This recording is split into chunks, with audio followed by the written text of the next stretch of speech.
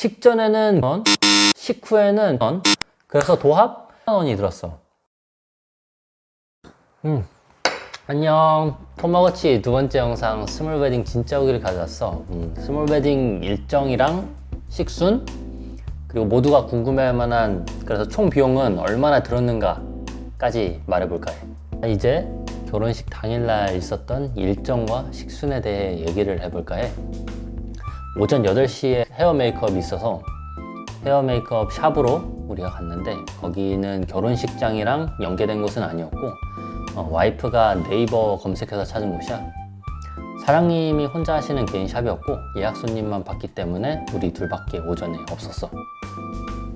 헤어 메이크업을 1시간 반 정도 받은 이후에 10시 반부터 스냅 촬영이 있어서 사진 작가님이랑 63빌딩의 내외부에서 1시간가량 촬영을 했었고, 이후 11시 반부터 12시까지 30분가량은 직계가족이랑 사진 촬영을 하고, 이후 12시부터 오후 2시까지 2시간 정도 결혼식이 진행이 되었어.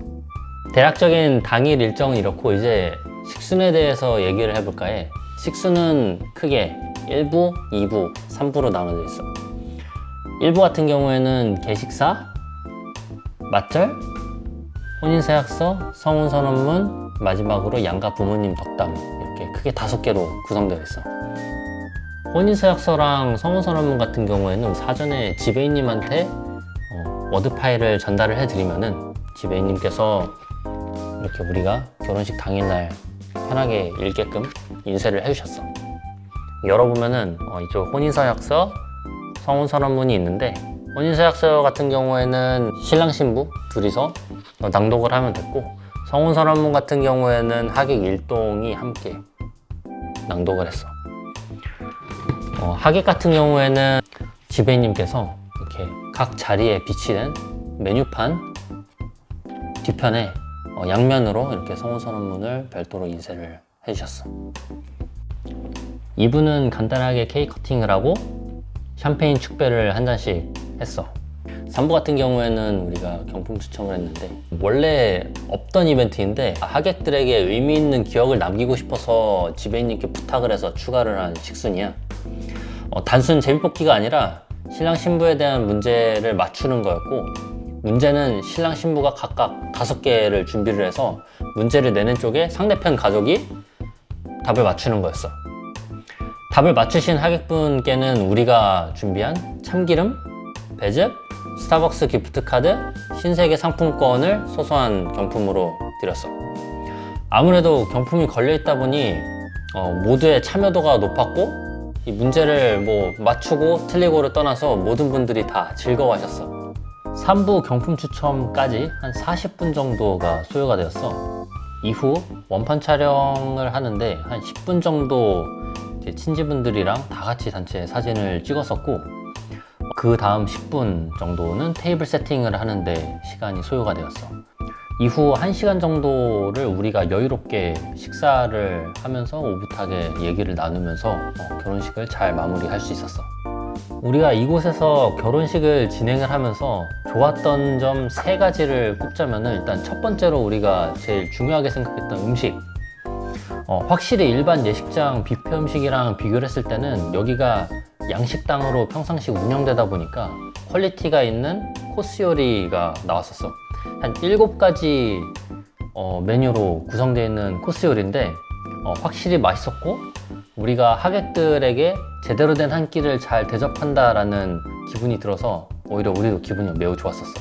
두 번째 장점은 여유로움.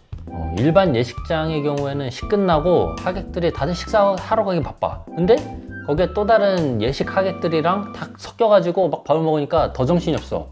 거기에 더해서 신랑 신부들은 밥도 못 먹고 하객들한테 인사하러 다니느라고 바빠. 반면 우리는 앉은 자석 그대로 식사가 나오니 여유롭게 식사도 하면서 사담도 나눌 수 있는 게 매우 좋았었어. 세 번째 장점은 집중. 일반 예식장과 다르게 인원수가 적다 보니 우리가 하객 한 명 한 명의 표정을 모두 살펴볼 수 있었어. 동시 진행되는 식도 없고 외부 소음도 잘 차단돼서 하객들이 딱 우리에게만 집중을 할 수 있었어. 주인공이 우리 둘만 딱 바라보는 시선, 그 분위기가 정말 좋았었어. 자, 그래서 마지막으로 스몰 웨딩에 들어간 비용을 총 정리를 할 거야. 식전에는 90만 5천 원, 식후에는 883만 5천 원, 그래서 도합 974만 원이 들었어. 세부 내역을 설명을 해주면 셀프 웨딩드레스 구매에 12만 7천 원, 셀프 사진 촬영에 7만 원, 모바일 청첩장 8천 원, 예식장 계약금 50만 원, 스냅 촬영 예약금 20만 원, 식후에는 당일 헤어 메이크업 하는데 20만 원, 꽃값 270만 원, 스냅 촬영 60만 원, 식대 인당 13만 5천 원에서 418만 5천 원, 샴페인은 병당 10만 원에서 50만 원, 그리고 신랑 신부 회사 답례품에 65만 원이 들었어. 총평을 하자면 처음에는 음식만 생각해서 소규모로 일반 식당만 대관하면 한 500만 원 정도 들 거라고 생각을 했었어.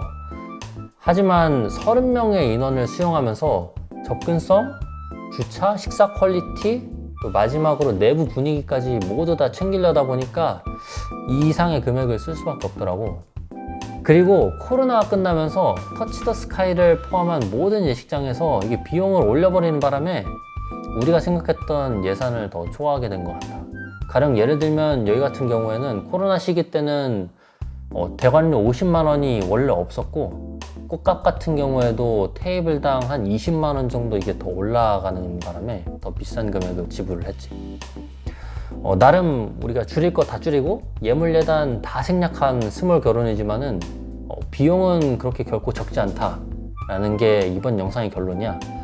우리가 한 스몰 웨딩이 정답은 아니고 뭐 이런 결혼식도 있을 수 있겠다 하고 참고를 해서 모두들 결혼식을 잘 준비를 했으면 좋겠어. 다음 영상은 10박 11일에 좀 흔치 않은 신혼여행기에 대해서 얘기해 보려고 해. 단돈 530만 원. 그럼 다음 편에서 보자. 안녕.